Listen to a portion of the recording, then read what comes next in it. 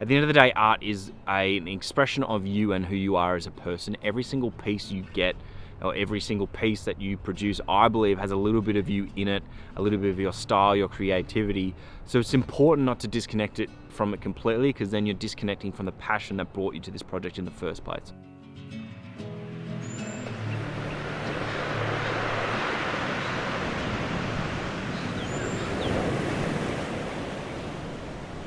Hey guys, welcome back to the channel. Thank you so much for joining me. I was having a little edit the other day of a little walk that I did yesterday with my girlfriend / camera operator.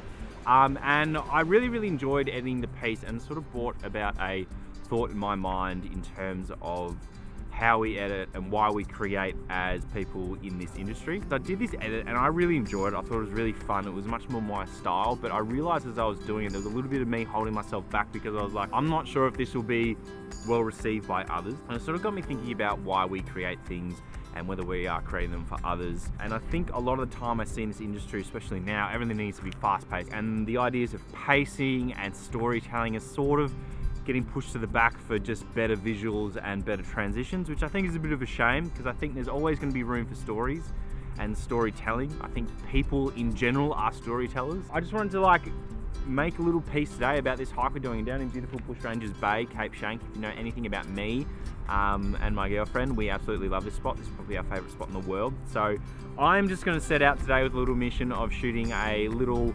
B-roll / storytelling adventure of us getting down to the beach. Pretty windy. I hope I can use my drone, but it is pretty windy. But basically I'm just going to be using my drone, which is a Mavic Pro 2, my trusty A7 III with a Tamron 28-75 and an ND16 polarizing filter from Polar Pro. And I'm going to make a little story about us getting down there. And this is more just to encourage people to get out there and shoot what they want to shoot. Don't worry about what's going to look the best all the time. Don't worry about what's going to, do the best on Instagram. Just do what you want to do. Shoot what you want to shoot what you're passionate about. I think at the start of this, when we get into this, for one, I don't think anybody ever gets into filmmaking and goes, I'm going to be super wealthy with this. It isn't really that industry. This is a creative industry. So today, I'm reminding you guys, hopefully, to just shoot what you want to shoot. I don't care if this gets 2 views, 200 views, 200,000 views on YouTube. This is just about shooting what I want to shoot and putting it out there, and hopefully one of you guys resonates with it. So let's get into it.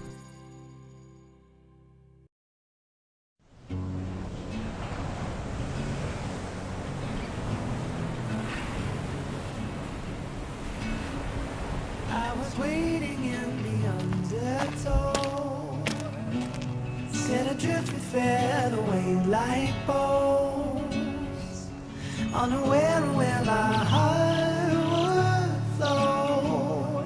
I was waiting in the undertow, can't touch the bottom, set into a tumble. Waves that shake me out of my skin. Never been so easy. The point of this whole video was to put something out, whether or not I thought it would be good for YouTube or good for someone else. I'm more about creating a piece that I am happy with. I think with me, when I've reflected upon my own journey as a creative and a photographer, videographer, I think at the start I was so involved with it as a passion, and it was this obsession that I had, and I loved it so much, and I still do, don't get me wrong, but I think along the way I started making things that were solely business decisions. What industry do I want to work in to make enough money to make this a viable option? And those things have credit to them, and there is points that you probably want to stick to with that makes sense for you as growing your business if you want to take this into your full-time career, which I've done. But I think along the way I sort of started questioning whether I actually wanted to do this or not, just because the projects I was working on wasn't the things I loved. I was no longer going out and creating for myself. Every time I picked up the camera, it was just because I had been paid to go and do it. There were some clients where I had the creative freedom to do things that I wanted, but most of the time the clients just wanted what they wanted. They had an idea in their mind and I delivered that to them, which sort of took out that little bit of magic for me. Recently, during this whole COVID-19 lockdown, and we're in the second lockdown for Victoria, I have been getting out and really trying to shoot. We're allowed out of the house to do our daily exercise, and I purposely bring my camera with me, as much as my girlfriend probably hates it, to try and get out and explore a little bit and try and create things, even if I don't think it's going to be the best piece. I'm no longer making pieces because I think I'm gonna get so many comments on Instagram, everyone goes, this is fire, this is the best. I'm making things that sort of satisfy that creative itch for me. And I think that's a really important lesson to take away. At the end of the day, art is an expression of you and who you are as a person. Every single piece you get, or every single piece that you produce, I believe has a little bit of you in it, a little bit of your style, your creativity. So it's important not to disconnect it from it completely, because then you're disconnecting from the passion that brought you to this project in the first place. So we're gonna keep on walking, guys, keep creating, and then I'll talk to you guys down at the beach.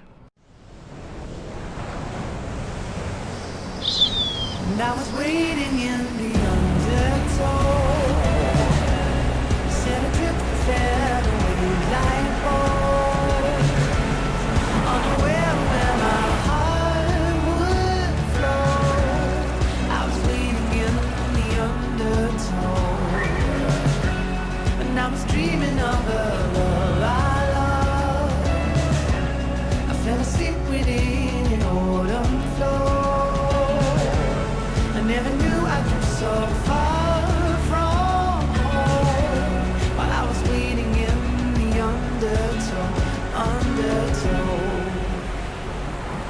So for those of you out there that might be experiencing this like creative burnout or stagnancy in your creative journey, and this might be resonating with you, a couple of tips that really helped me along the way is one, just creating for yourself. Like I'm doing today, I'm just going for a walk, but I've decided to make a video about it, and I'm not going to be caught up in trying to make it the best thing possible. I'm just doing the walk, and the video is secondary to what I'm doing. So I'm trying to create something out of that stuff that I'm doing already. And the thing is, this isn't going to a client.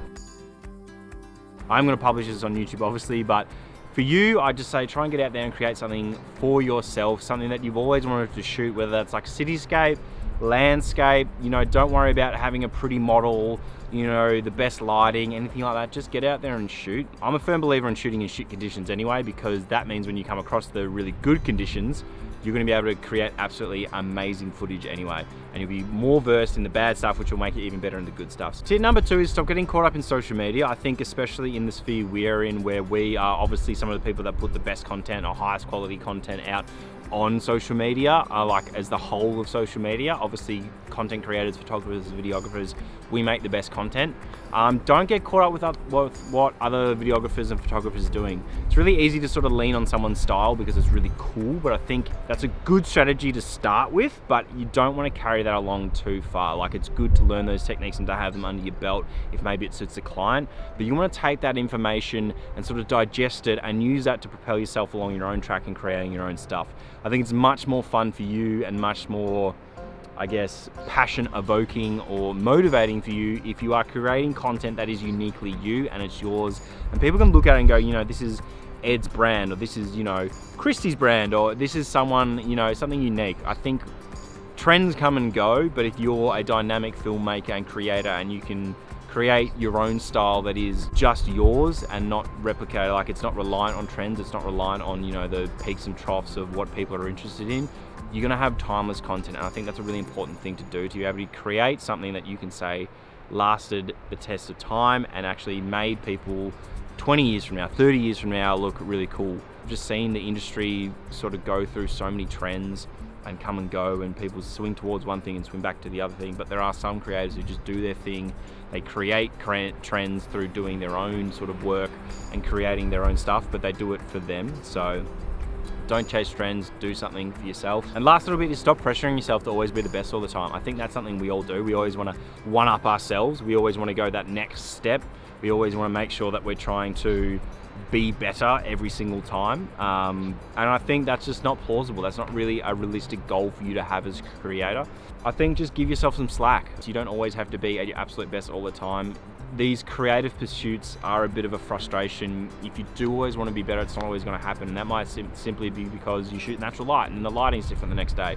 You know, you might forget that filter, which I've done a million times, or that lens that you wanted to use. So I'd say just roll with the punches and don't judge yourself if you're not always getting better and better, because the trajectory will look as a little something like this day to day, but over the years, you're always going to be growing if you keep at it. So the battle I've been going through a lot through the last like 12 weeks or however long we've been in COVID. I've been used to this like sort of really massive growth with clients, you know, money to a lesser degree and my style, whereas like now it's sort of stagnated and I did struggle with it. So that being said, guys, I really hope you enjoyed the video. I hope this helped. If it did, like, comment, subscribe. I know it's not my usual stuff where it's like tips and tricks, but I think it's important to also address the psychological aspects and the motivational aspects of filmmaking, because it's not something too many people dive into. I hope you're doing really well, guys. I hope wherever you are in the world is getting like bouncing back to normality from COVID, and I will see you guys in the next one. Cheers.